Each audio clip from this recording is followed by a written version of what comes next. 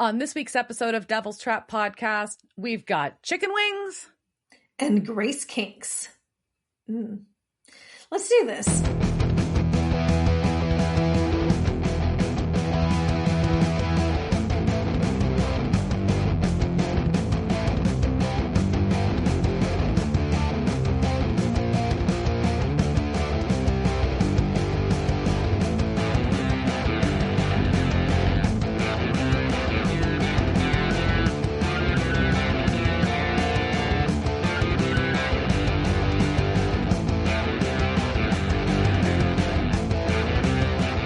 Welcome to this week's episode of Devil's Trap Podcast. I'm Diana.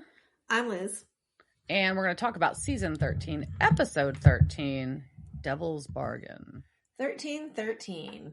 Mm-hmm. And Devil's Bargain isn't, I mean, it's kind of a phrase, right? Would you say it's an idiom? I think so. Yeah. Okay. But there's nothing like, there's no like certain anything it's referencing that I can think of. Yeah, I don't think so. It didn't say anything in the wiki that I saw unless I missed it. So anyways, what have you been up to?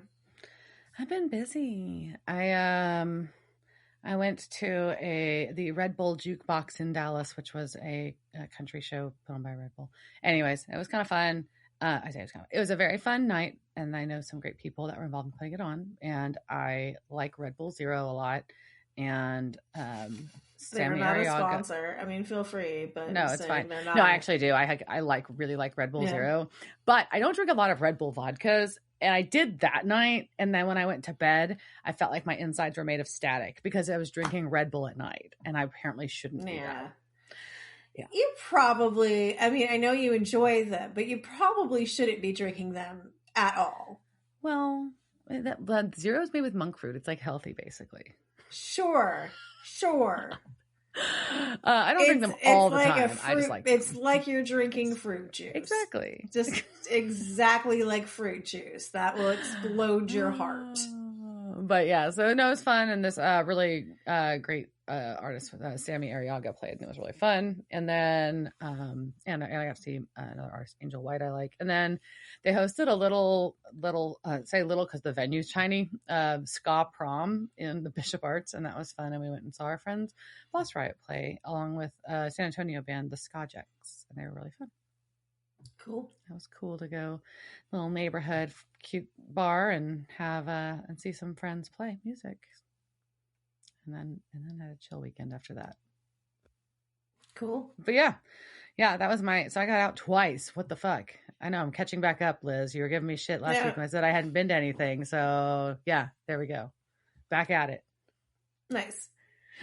What have you been up to?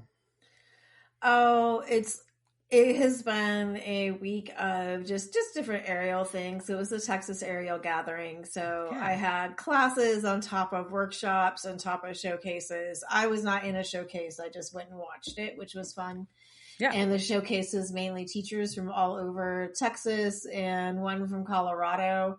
And the one from Colorado was 49. And they did this thing while we were waiting.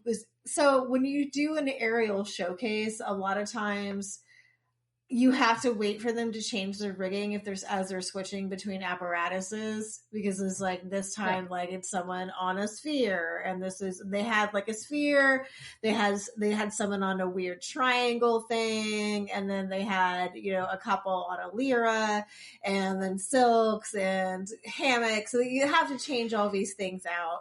So you have to sit and wait. And so people have to work the crowd, right? And so Angela, who owns Cirque Area, which is a place I go to, is like walking around, and like the question she decides to ask is like, who's the oldest people here? I'm like, what kind of fucking question is this? And then I like had to raise my hand, and then I found out that there actually was someone the aerialist who performed on silks, who was very good. She was 49. She was in Colorado, but there was someone who was from New Mexico, and she was in one of my classes, and she was 57, I think. Oh, so at least I was not the elder list aerial there. So that was, but it was still just like, can you think of a different question to ask next time, maybe? maybe not. Maybe just ask. Just go with the youngest one and go with the farthest distance. Let's not make us feel. It's kind of empowering, but also it's like, hey, yes, I know I'm old. Thanks for. She was trying to give you a rah-rah and didn't realize the also the no of that. Yeah. So I also learned, so I took one of my classes was called Lyra-esque. And so it was a cross between Lyra, which is aerial hoop, if you don't know, and burlesque, which is shaking your titties. Yes. And so we were doing learning isolations, which included like these ones for your butt. And I learned that I cannot easily shake my butt cheeks in like as single butt cheeks. So like, you know, left butt cheek, right. Yeah. Independently. So like left butt cheek, right butt cheek, left butt cheek, right butt cheek. So I was in a room with people that I purposely paid to be in this room to sit there and try and figure out how to make my butt cheek work independently of the other one. So people could stand there and look at my butt. It's like the butt version of what Terry Crews does with his pecs. It's exactly like that. And, you know, we were doing that too, because it was obviously like, you know, how you make the boobs shake and how you make the tassels twirl. Yeah. Which is, you know, it's not what you really think it is. I mean, unless it's a lot of it's kind of been stolen from belly dancing, I think. But the body isolations, like it's not as intuitive. It's not as like, oh, that's what you mean. I'm not just like flopping the titties around. You know, it's not like just swinging them. You're not just swinging them in the air, you know, like a cat on a rope, you know. It was still a thing to do that you do. I don't know. Like how many times am I going to learn how, and then having to get up and perform in front of this group of people who I will hopefully never see again. I don't know, but it was just, you know, like here, learn how to shake your titties and then get into this hoop and shake your things and your butt and we just really like by shaking like your heel. Or shaking, you know, like your ribs, breathing weird. You know, there are all those things that's what all the shaking and stuff looks like. But then having to figure out how to do it in the air while you're spinning in a circle. That adds a layer of complexity. And like sometimes balancing yourself and like trying. It was like, oh yeah, there's some other things to this, but it was still a fun class and a good time. So that's fun. That is fun. Yeah. Oh. So there isn't anything going on in the land of our SPN family so much. I was going to say it has been confirmed that Jensen Ackles will be on Tracker season 4. Yeah. So that is one thing that came out that I forgot to mention last week. But beyond that, there isn't much on the news front for them. Mm-mm. Yep. Okay. All right. Let's talk about Devil's Bargain. So season 13, episode 13. I like 1313. It's cool. It first aired February 8th, 2018 and was directed by Eduardo Sanchez, who we have to thank for The Chitters and season 12's Rock Never Dies, which was, and it was written by the partner pair Eugenie Ross Lemming and Brad Buckner, and they've written so many things. But this season they did The Rising Sun, which was episode 2, and War of the Worlds, which was episode 7. And with our recap, it starts off with Lucifer yapping about Michael being a monster. Apocalypse Kevin Tran made a spell with the rift that Lucifer jumped through. Asmodeus did not get the shape-shifting thing from Lucifer. Mary is still trapped in another reality. Sam is upset there is no plan. Dina's team will figure it out. And Lucifer wants to suck on Cass's grace. Yeah. And so what we see is this episode opens with Castiel stumbling through the woods, and we see him have a memory of Lucifer stabbing him and then him stabbing Lucifer. And then he's like bleeding from his mouth and he fades out. And like, is he bleeding from his mouth or is he vomiting blood? Well, there's blood on his face. I don't know. Okay. I've had vomiting blood, but he could have just have like a busted lip, you know. But so then he passes out, and then these two kids come up, and one of them is just poking Cass with a stick because he thinks he's dead. Oh my gosh, right? And Castiel wakes up and he's healed, and this startles the children because they thought he was dead, and he wakes up suddenly. It's kind of funny. It is funny. So he goes back to the asylum place where, what is this? What are we calling it? Where they escaped from, and he's yelling for Lucifer.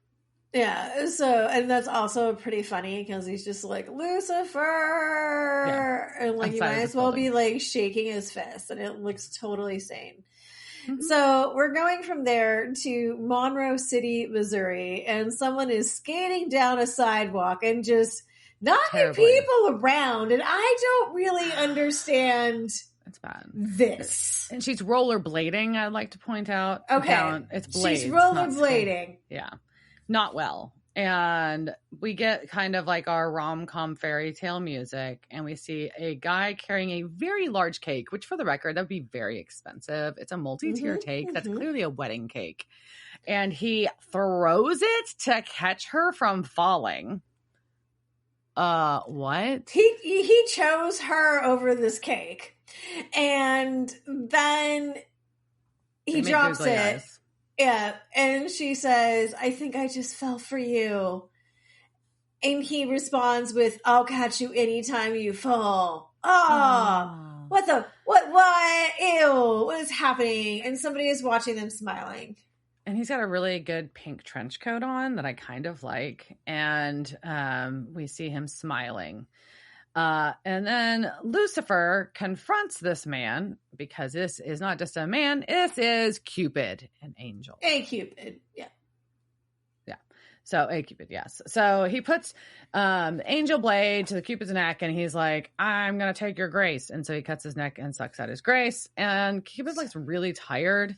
And he's like, and Lucifer's like, "Where do I find more angels for seconds?" Because he's gross.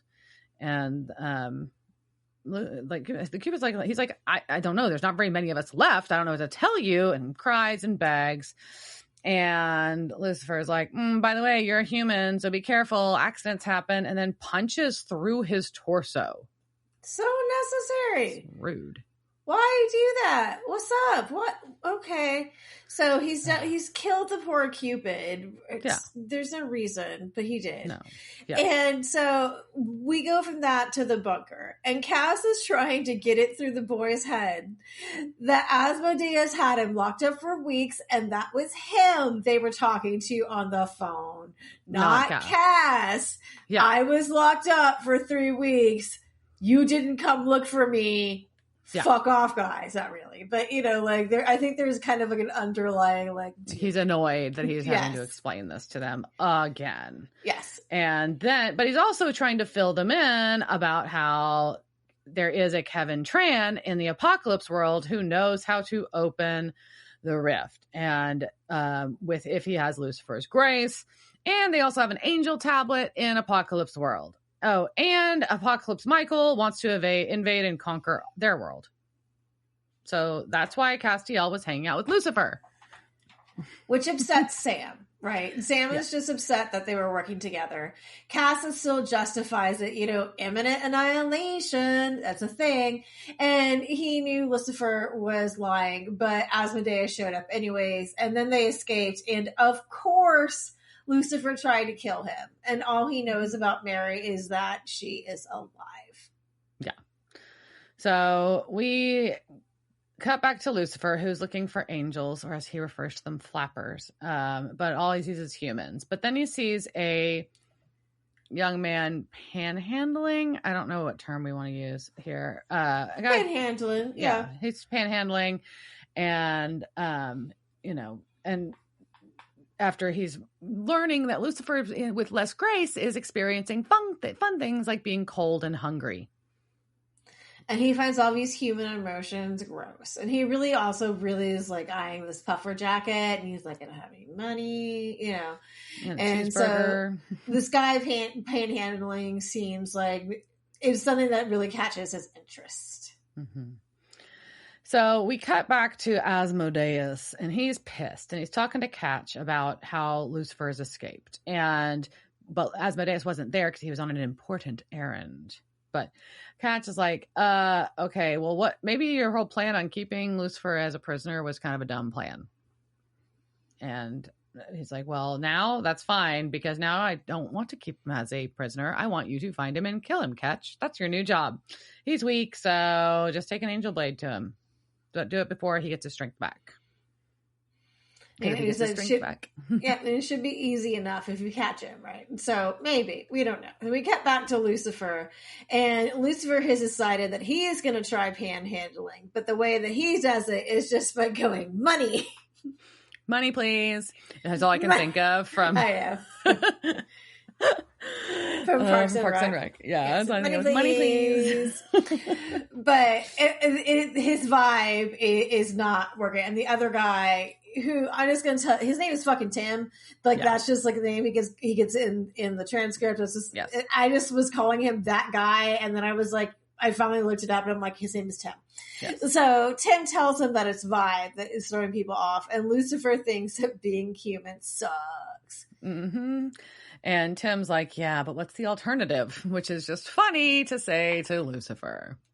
But, and so he starts packing up, and we see him, and we see that now when he stands, we see he has crutches, and he's like, basically says he'll feed Lucifer at this point, because, you can tell Lucifer's hungry and failed at panhandling. But Lucifer's really annoyed when they walk past the restaurant entrance and go straight to the dumpster. Oh, yeah, because all that money that he made is going for his leg fund, and he's not wasting his money on doctors, though. It's for Sister Joe. Mm-hmm. And Lucifer feels the need to tell him that all faith healers are fake, but Tim swears that he's seen it for real. So there's boils, blindness, and birth defects, which I thought was some nice alliteration. It is. But she touches them, they glow, and then they're cured. And once again, Lucifer is intrigued. Yes. He's intrigued a lot this episode. He is. He's learning a lot this episode, I guess. I don't know. So we see back in the bunker, Dean has something wrapped up in a cloth that he brings to Castiel, and he's talking about this is their long shot. And he's like, look, I'm sorry for not realizing that was Asmodeus and not you, Cass, that we talked to for the last several weeks. My bad. Oopsies. And, at this point, I think if I were them, I would start establishing code words. That's a good idea. I mean, because this is going on, and it is just going to lead to more shenanigans. More are coming, because not as we see this episode, but it should be a thing. Going, hey, we done fucked up. We need to have a solution to this so this doesn't happen to us again. But they just go past that. And so Cass is just like, look, all that matters is getting Mary and Jack out of Apocalypse Land. Mm-hmm, because he promised Kelly that he would take care of her son. So we then have the entrance of Donatello. And so Sam comes in too, and they have decided they have a plan because Lucifer is weak. Because they think he's still weak, they're going to nab Lucifer. The angel cuffs should work, maybe, and then they'll use his grace to reopen the rift so they can get to Jack and Mary. And then they will get out and they will slam the door before Michael gets through. Easy peasy. Sure. And Sam reveals that cloth, what was hiding, was a demon tablet. And Donatello just looks at it and And they think that since it's word of God, just like the angel tablet was, maybe it has a spell on it. And Donatello is freaked out by the glyphs on the tablet, and he needs chicken wings because he needs brain fuel. And he tells him that his analysis on the half-lives of the 33 arsenic isotopes took about 25 buckets. Is that like a good? It's like buckets of chicken. Is that a measurement component for calculation processing? It is. It's how many buckets it takes to process it. I appreciate that. And then Angel Radio kicks off like real loud, and Castiel's like grabbing his head because it always seems painful. Like, you know, like should Angel Radio always be painful? Like, do you need to find another station? Because I guess I get it with Jack and maybe like him not knowing how to tune it, but like, why is it like lately it seems just like So yeah, it seems uncomfortable, which is odd. But basically, there's a vessel that has been found mutilated, and Donatello's like, "Who's killing angels?" So, and we go to Elgin Hall, where a woman in a walker hands another woman $300 for the fallen, cash only, it seems. And as she hands the money over, and this redheaded woman touches her shoulders, and where she touches glows, and the old woman stands up straight and throws the walker aside. She no longer needs it. She is healed. Ta-da!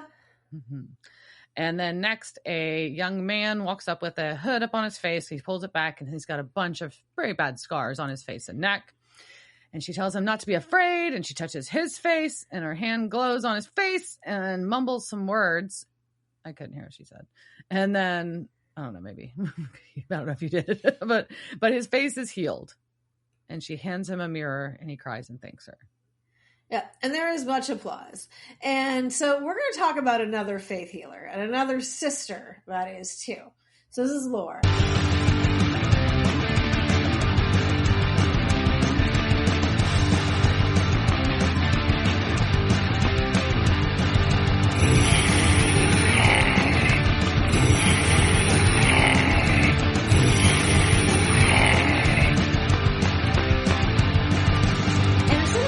We're going to talk about Sister Amy McPherson. Now, Sister Amy was born Amy Elizabeth Kennedy on October 9th, 1890 in Ontario, Canada. So we've got, a turn of the old century, of the old 1900s. And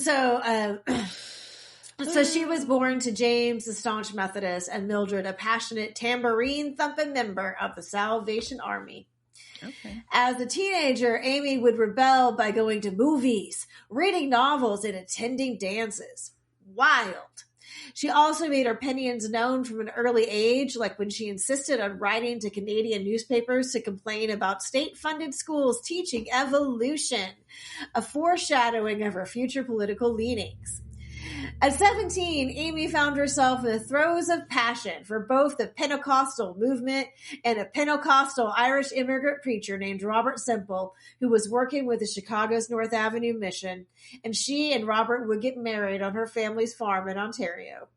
The couple moved back to Chicago and joined William Durham's Full Gospel Assembly, where Amy was instructed in the practice of interpretation of tongues.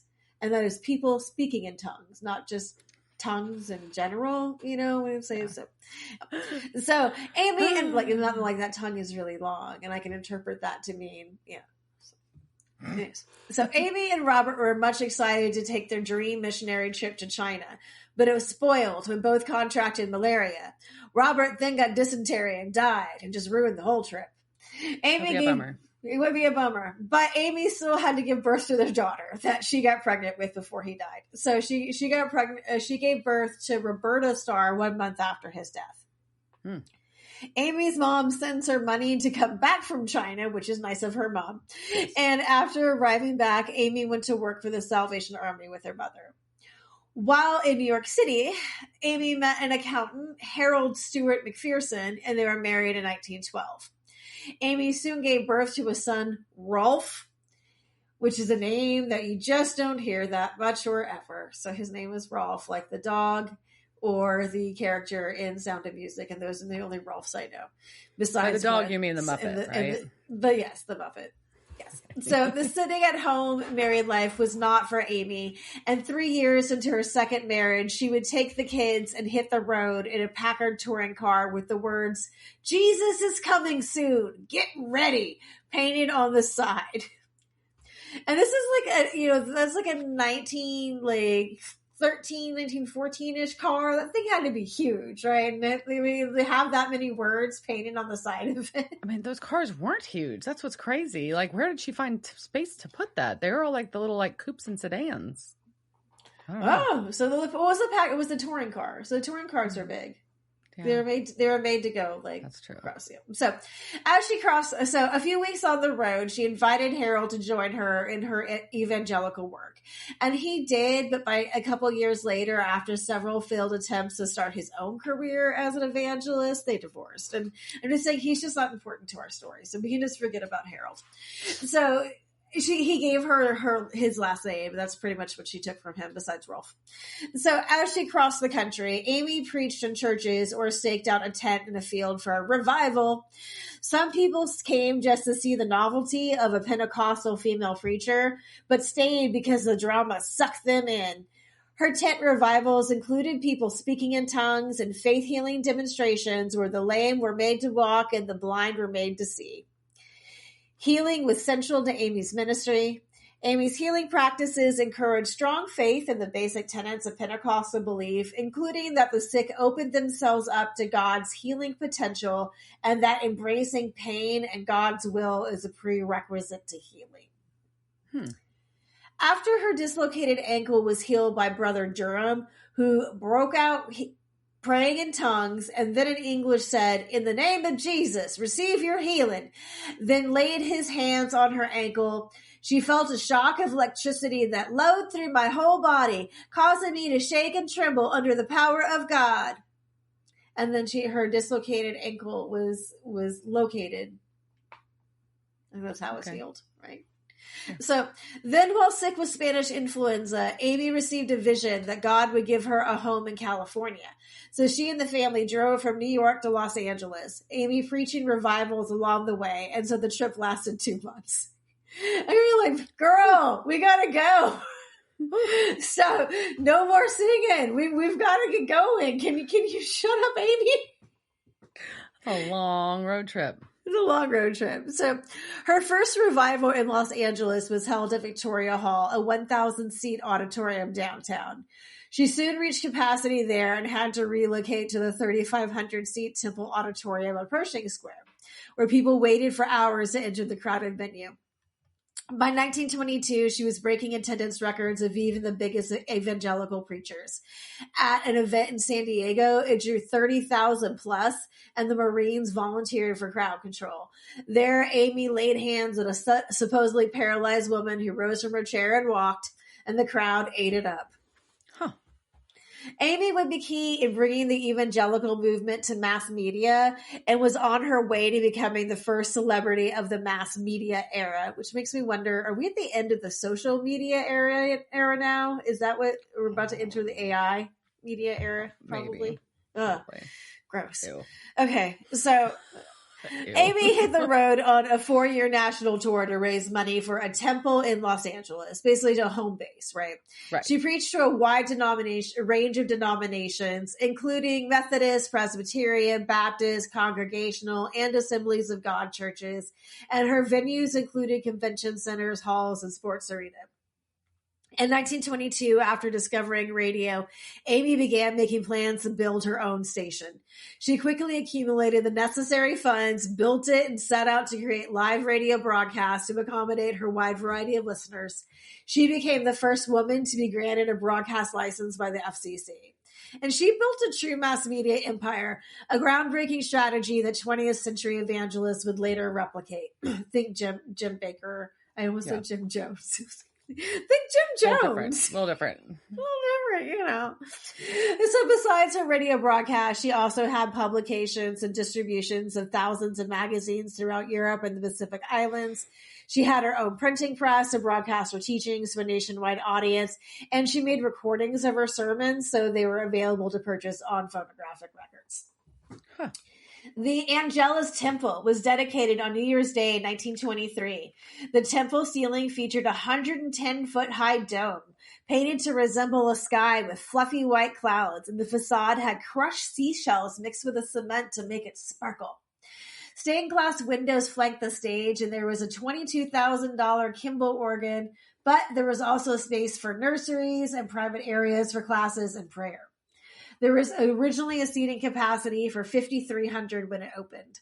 Wow. At the top of the outside edifice stood a lit cross, which would become one of LA's landmarks. So you ever think of those pictures of Hollywood with a big lit cross on it? Yeah. That is Sister Amy's cross. Dang. Yeah. So leveraging the radio, Amy did broadcasts of her sermons, hosted multiple children's hours, offered live music from the Angelus Temple, broadcast organ recitals, and announced weekly Sunday school lessons. So she just had like programming going. She was a content maker. She would continue to work to build cross-denominational alliances. She advertised that preachers from the Methodist, Episcopal, United Brethren, Baptist, Congregational, and Southern Methodist denominations would deliver sermons at the temple. Those attending the temple who were local to LA were encouraged to leave whatever church or fellowship they belonged to and come to the temple instead, because there were a lot of roles to be filled. On Sundays, the main event was the illustrated sermon, and people would line up around the block to get a seat. The illustrated sermons grew elaborate, incorporating movie sets, costume changes, live animals, and sound and light effects. In a sermon entitled Arrested for Speeding, Amy drove onto the Angelus Temple stage on a motorcycle and completed the act fully costumed in a police officer uniform. Whoa. In a retelling of a parable about Jesus searching for his lost flock, Amy had a fully grown sheep brought on stage. She originally intended to use a small lamb, but the Hollywood movie supplier mistakenly brought the full-grown version. Oops. It was simply the best show in town, so the temple's archivist Steve Delaney to the BBC. She would call the construction crew and say, I need you to build me a 20-foot Trojan horse that's hollow on the inside, or I need you to build me a huge ship. The bow needs to stick out 20 feet. It needs to have guns on it with smoke coming out. And these massive sets would often be built in a week. And Charlie Chaplin was one of her advisors and weird friends. Huh. Yeah. So she built a house above Lake Elsinore, which is 90 minutes outside of LA. That house was inspired by her travels in the Middle East and had a white crenellated roof and a mosaic encrusted dome. So even her house had a dome on it. The inside was Art Deco rooms with beautiful murals and tiled walls. It was freaking gorgeous. And it included, though, a tunnel from the garage into the house so that Amy could avoid reporters. She was just getting that famous, right? During the 1925 Scopes trial, Amy sent supportive messages to the anti-evolutionist William Jennings Bryan saying 10,000 members of Angelus Temple with her millions of radio church memberships send grateful appreciation of your lion-hearted championship of the Bible against evolution and throw our hats in the ring for you. It also detailed there will be an all-night prayer service, and on the following Sunday afternoon, she planned to lead a massive church meeting followed by a Bible parade through Los Angeles, which sounds like a raucous good time. It's the Bible parade. Everyone loves that. Huh. So the rally, she promised, would culminate with a trial and portray the hanging and burial of monkey teachers. No, Sister Amy. Whoa. No. So Amy, though, did become a household name across America. She continued to politic. According to the historian Matthew Sutton, quoted by PBS, Amy worked to get a proposition on the upcoming California ballot requiring that a Bible be placed in every single public school classroom in the state. And she worked for a second anti-evolutionary law identical to the one that John Scopes had violated in Tennessee. So while she's working to get all this stuff passed in the middle of this campaign, this is May 18th, 1926, Amy missed her scheduled sermon. Uh-oh. Soon, it would become news to all that Amy was missing and maybe even had drowned.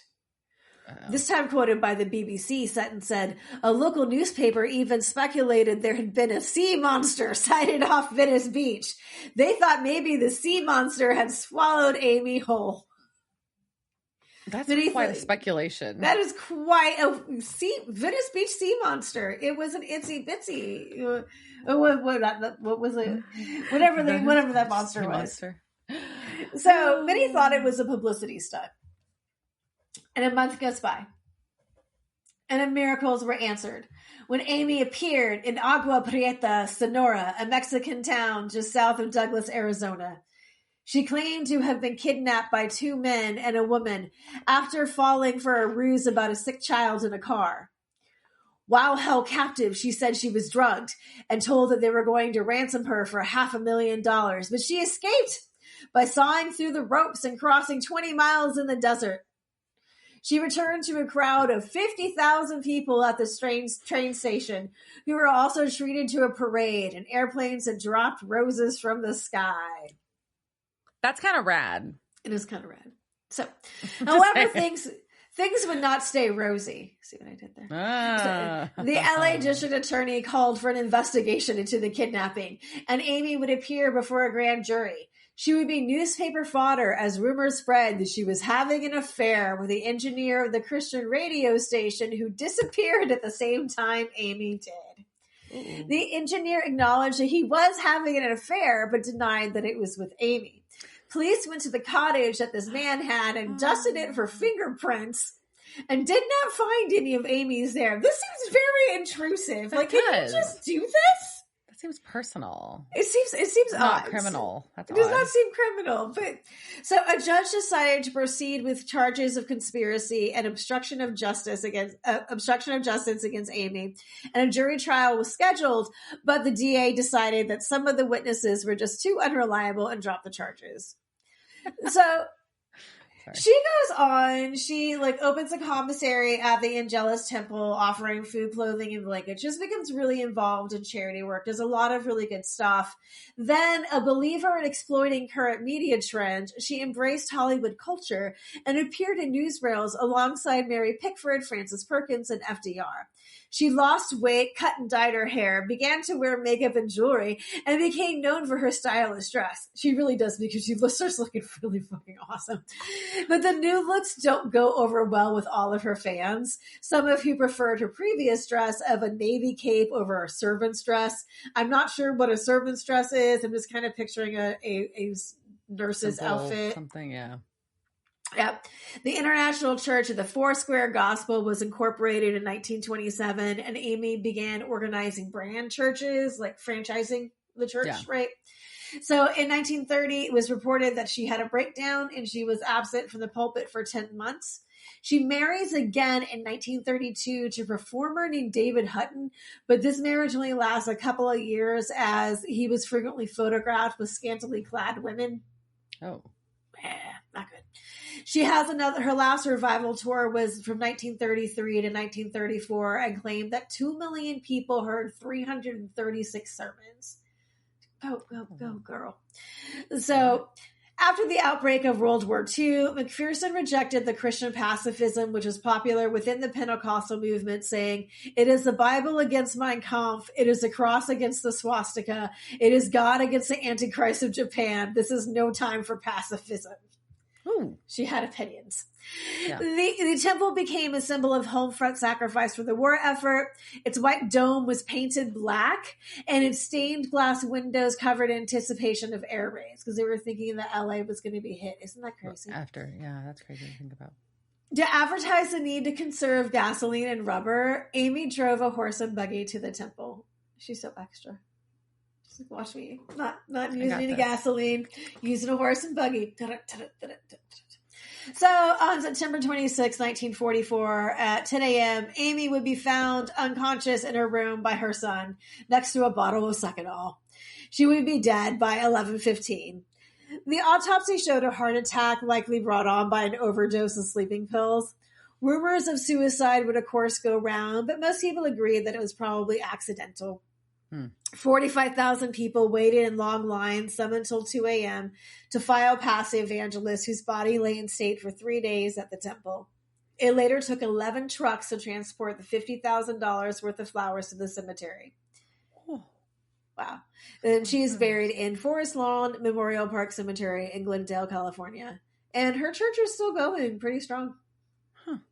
Craziness. That's Sister Amy, faith healer.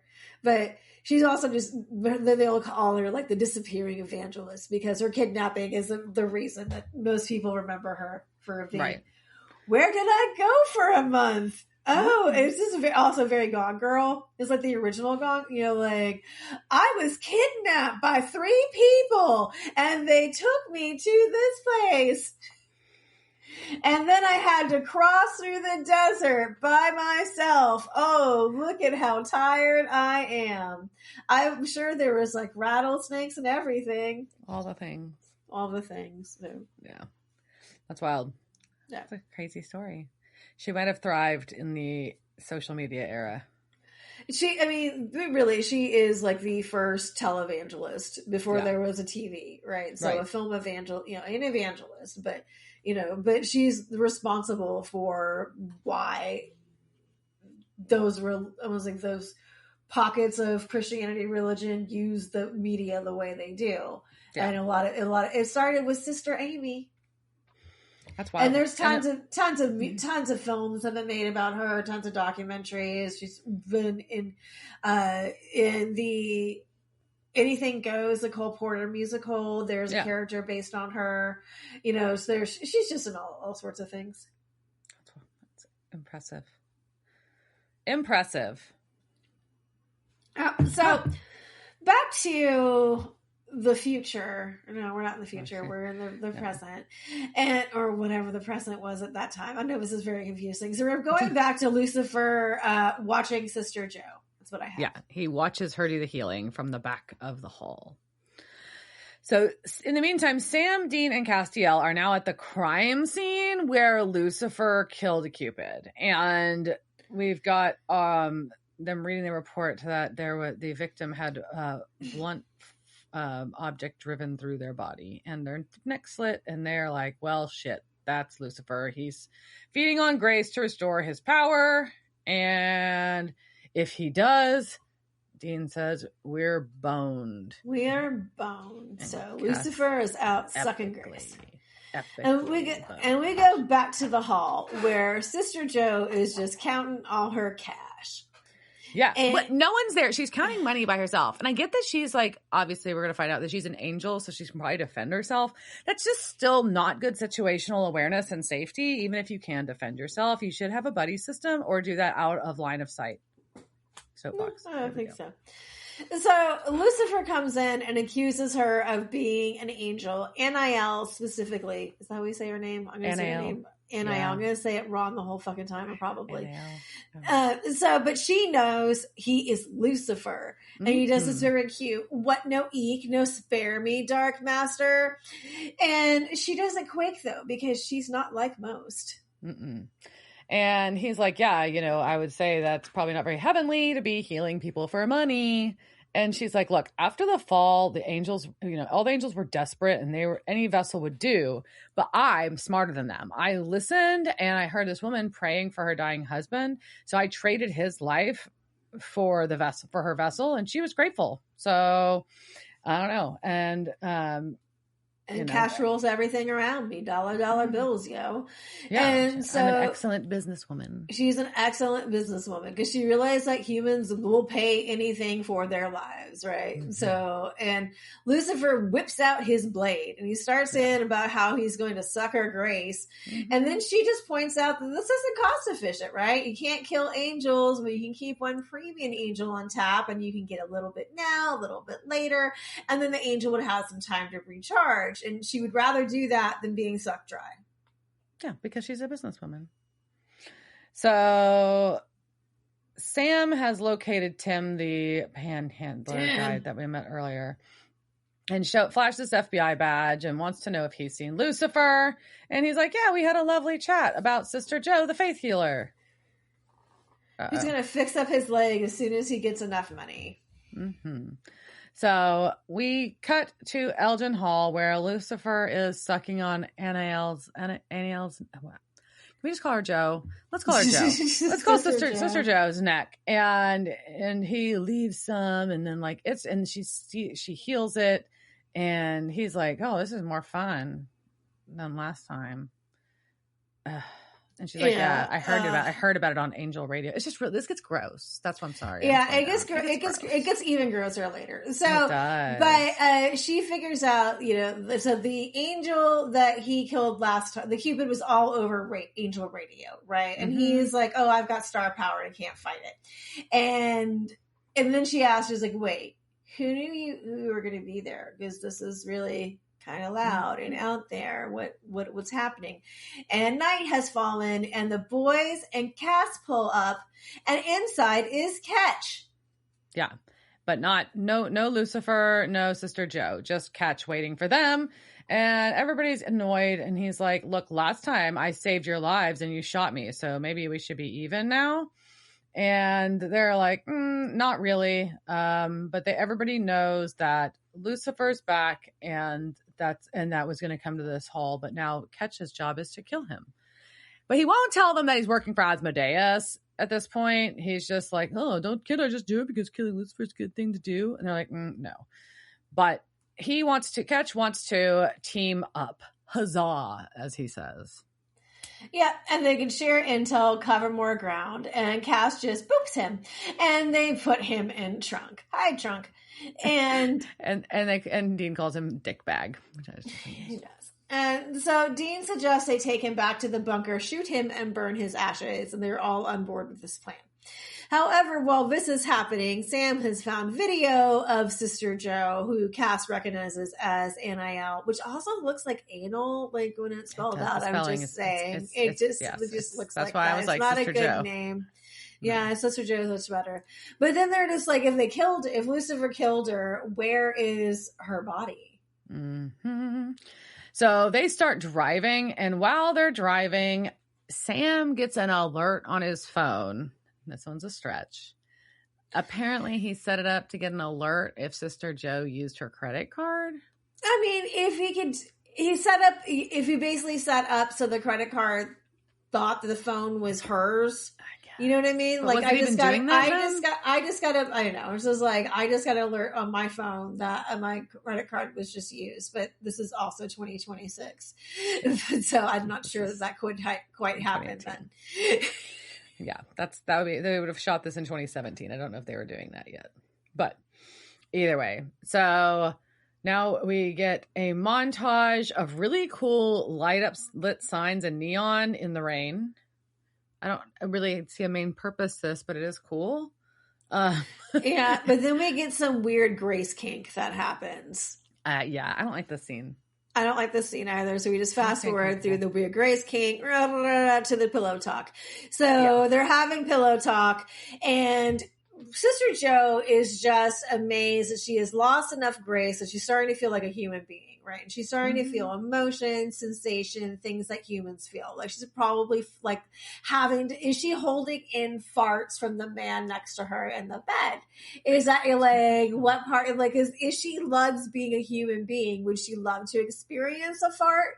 Or would she love to experience the embarrassment of having to hold a fart in next to the person that you just like shared grace with, which is what? Yeah. These are the important questions. So Lucifer, though, is just like being a human is gross. That's gross. And I don't understand how they keep going. Yes. But she's like, no, I see their pain, but I also see hope and love. Angels, don't really have any imagination. But humans can be anything. And she is envious of that. Because upstairs, her job was to just push a button. That was her job. Push a button. No one cared what she thought about how things were run. Push the button. Which I can understand, like her not wanting to do that anymore, ever. So and so the losing of her wings liberated her.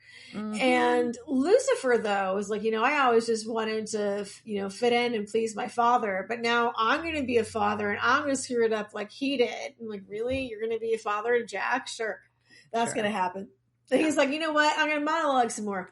And he's like, the more grace I suck, the less I'll feel. And the more that you'll get the Prince of Darkness, King of Lies, and the fun will start.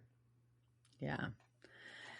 Yeah. So we have a brief scene where a demon reports to Asmodeus that they have found the prophet, which is probably not great. So cut to Donatello leaving a chicken place with his bucket of chicken, which is also annoying because why didn't Sam and Dean just stock him up with chicken before they left? They should have. They know how many buckets he was going to go through. He was very clear about his chicken needs. Are you going to get wing sauce all over the demon tablet? I don't know. They didn't look that saucy. They looked just more like fried chicken. They looked kind of dry. Yeah. They look like, maybe they were a dry rub as opposed to a sauce. Anyways, so Castiel's waiting for him, or is it? And Donatello has a very awkward conversation because he's always awkward. So it is what it is. But basically, he's saying that he's making progress, but it's slow because the demon tablet is challenging. And there is definitely a spell there to open the door. It's just got complicated ingredients. And Cass in quotes is like, "Oh, I'll help you with those ingredients." And Donatello is like, "Oh, I'm the only one that can read it. I just hope I can do it in time." And Castiel's like, "What, before Michael comes?" And Donatello's like, "No, before anything happens to Jack or Mary." And Castiel looks confused by this, and this is when we suspected, but now we know that this isn't really Castiel because it's Asmodeus. Of course. Yeah. And he switches his voice back to that, and he boops Donatello, so Donatello forgets the conversation and just reminds and wants him to report whatever he finds on the tablet to him. And then he throws away a piece of chicken for no reason. Yeah. Rude. It is rude.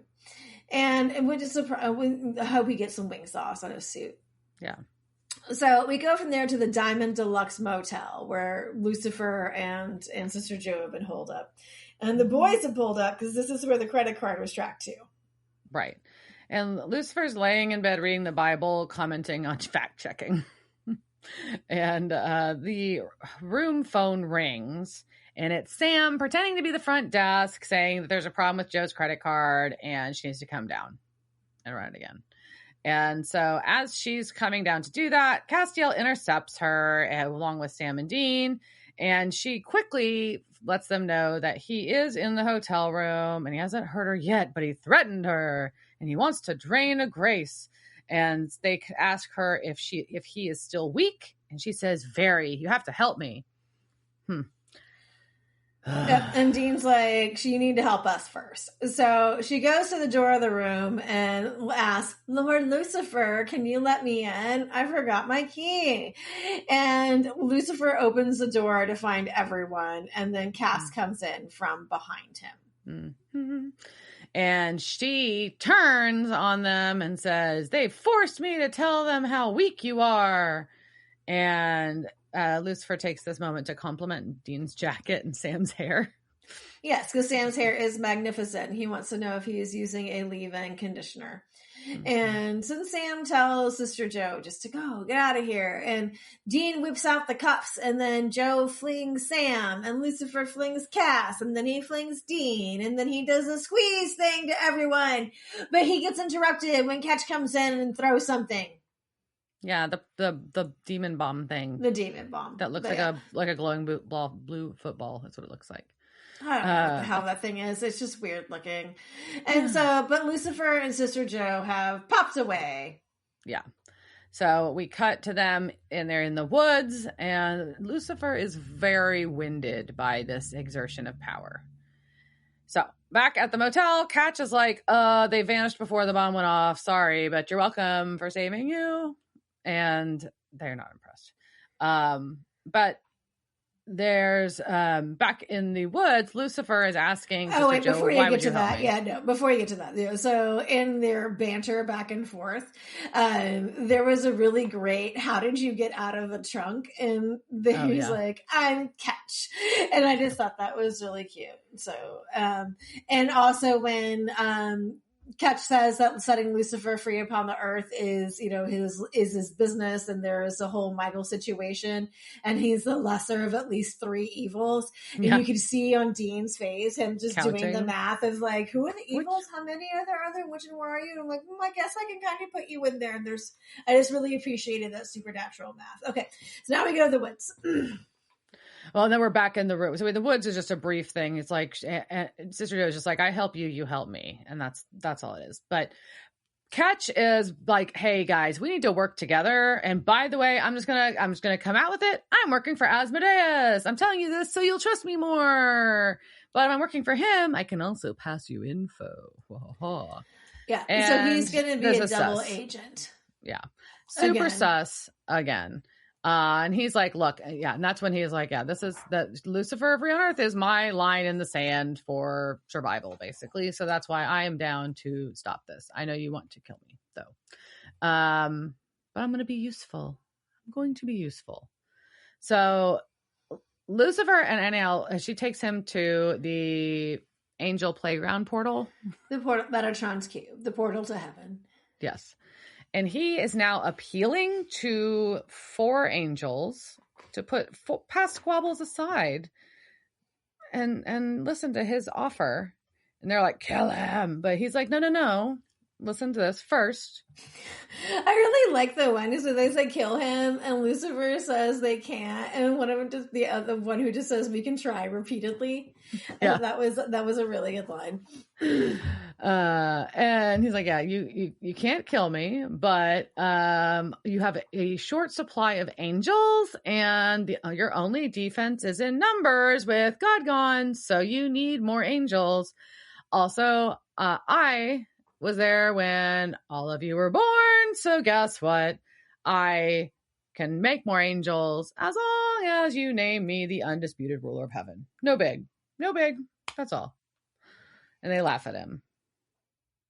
But either way, he's like, y'all need me. And by the way, do you want your wings back? It was crazy. So he's told them that they're designed to follow him. And so we're like, oh no. And like fucking angels, they always follow everything. I see where this is going, especially if he says that he can get their wings back.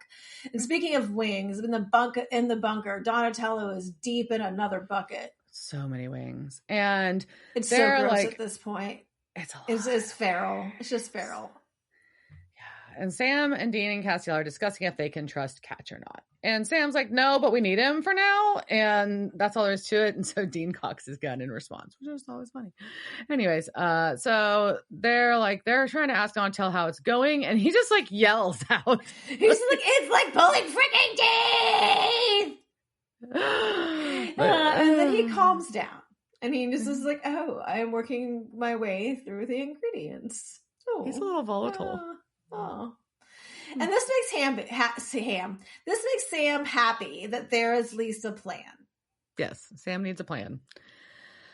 But now we cut back to heaven, which, by the way, this heaven is looks like a sad office, but that's okay. Yeah. And the angels are kneeling, and who are they kneeling to? Lucifer. Yeah, and they're kneeling on this shitty marble floor, and I hope they didn't have to do this scene forever. Or like someone's like, "Can I get some knee pads in this suit? Because this is gonna suck having to be on my knee for that long." And then the camera focuses in on Lucifer, and he says, "Hail to the king!" And red eyes flash, and followed by baby. And you would think this is the end. No, but it's not. But it's not. Because we've got Catch reporting back to Asmodeus about that he missed Lucifer by seconds, but he will be found and Asmodeus and killed before the Winchesters use him for the gate to the apocalypse world because Michael is there and I don't need another an angel or an archangel with a stick up his ass. That's what he says, but yeah. And Catch is like, yeah, but by the way, Lucifer is getting stronger and that's not great. And I won't be able to kill a devil at full power. So Asmodeus is like, no worries. Do you want to know why I was on that special errand that took me away and let them escape? I was getting this artifact. And he has this dagger. It looks like an angel blade that got twisted. Kind of, yeah. But it's the Archangel blade. Oh, is it? Yeah. And Catch points out that the lore says that this has to be wielded by an archangel. Yeah. And Asmodeus is like, oh, yeah, about that? We're going to go to the dungeon because you need to meet who I've got sitting in here. Yeah, fucking Gabriel. Oh my God, it's Gabriel. He's back. It's fucking Gabriel. And I will tell you, when this came out the first time, I was very just like, oh my God, Gabriel, you're back. I love you. And so Gabriel, as we see him, he has appeared with his mouth sewed shut. Yeah. And that is a reference to the Norse trickster god Loki, who similarly had his mouth sewed shut by the dwarf Broker after losing a wager, and Gabriel had assumed the identity of Loki after escaping from heaven. So okay, that is a reference to some mythology according to the wiki. So All right, I so we're gonna talk about he's making funny noises there about who this cast was. So I mean, obviously, I just go through them and then I'll make that noise again. Casting couch. It's the casting couch. Were they on that show that time with that guy? La la la la la la la la la la la la. All right, so our cast in this episode, we're going to start with, of course, NAL, or Sister Joe, as we prefer to call her. We prefer that term because yes. The one and only Danielle Ackles. I'm going to say it wrong now. Jesus, I know her name. Just call her Danny. Yeah, Danny Ackles. So this is Jensen's wife. Which is awesome. And we have seen her in episodes of Charmed, CSI, NCIS, and How I Met Your Mother. She was Vanessa in several Harold and Kumar movies, including the Guantanamo Bay, Amsterdam, and Christmas ones. She is also Rachel on One Tree Hill for over 50 episodes of that, and was Olivia in the movie The Backup Plan. And now she is married to Jensen and has a family. And a production company, and other things, and is an influencer, and is a million bazillion other things. Correct. So. And then our Angel Duma with attitude, she is played by Erica Serra. She's been in episodes of 4400, Battlestar Galactica, Warehouse 13, Smallville, iZombie, Lucifer, Deadly Class, Nancy Drew, and more. She was the goth vixen wannabe in Black Blade Trinity, and I just appreciate that. That is the next character I would like to play, please. Right? She is a reoccurring character named Joe in the series Eureka, and plays Trini's mom in the Power Rangers movie from 2017.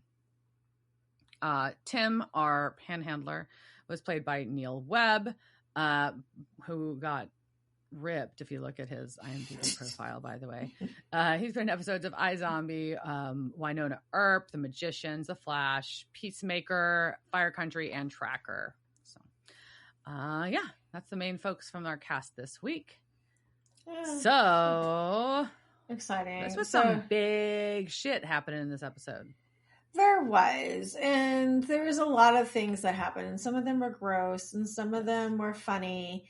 And so, what did you think? I found it, I don't know. I will tell you, when I watched the episode and I saw the Angels, well, first of all, I was glad Castiel got back to them. And then Donatello irritated me for being a dum-dum, but getting fooled by the fake Castiel. And then the Angels, that just gave in real quick to Lucifer. I was pissed when I watched that, this is fucking stupid.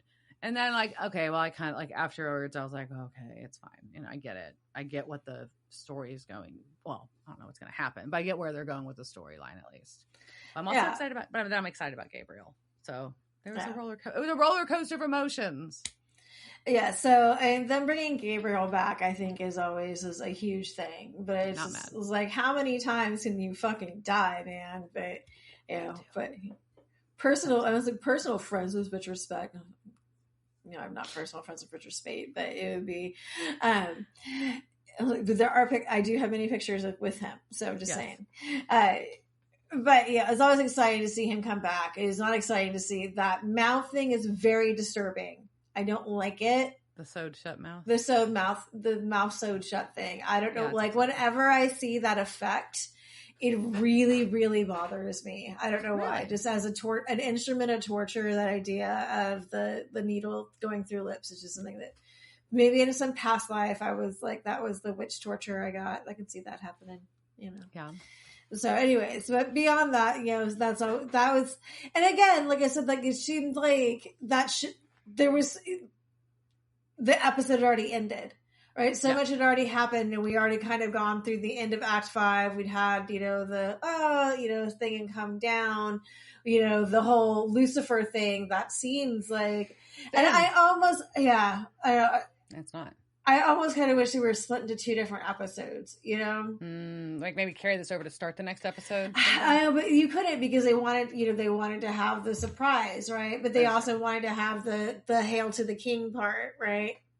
I feel like the Hail to the King thing is something that wasn't. I feel like that's obviously like a reference that's been made before about it's a line that gets quoted, and I feel like it almost took away from it because you think that's the end, and that's like a Hail to the King, baby. Like, oh, great, okay, and then and like it's also like you also hear it. Wasn't it an Army of Darkness too? Yes, it was an Army of Darkness. It was Ash's line. Yeah. And then, but so like you feel like that's like a really good ending right there, right? Like, oh, you end on that line and boom, But no, there's more, which is kind of cool, but also like I feel like it took away from it a little bit. Yeah, it was that they were both two things, and the first one was really, you could have ended it on that, but I get it, like that you had to. I don't know, maybe you space this out so this ends another episode. You could have had the Gabriel stuff ended on last episode, probably. I think you could have made it work, is what I would have done. I would have ended the last episode. Well, that was the Rowena one, but I would have figured out a way to make that work. Yeah. It was a big 1-2 punch to end with. Yeah. But, I don't know. Interesting. And we're like, just barely past the halfway point for the season, so that's crazy. Yeah, so it's 13-13.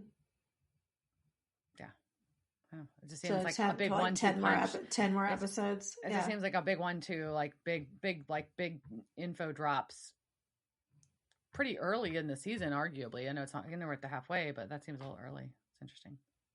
We got a lot to wrap up though in 10 episodes, so here we go. Yeah.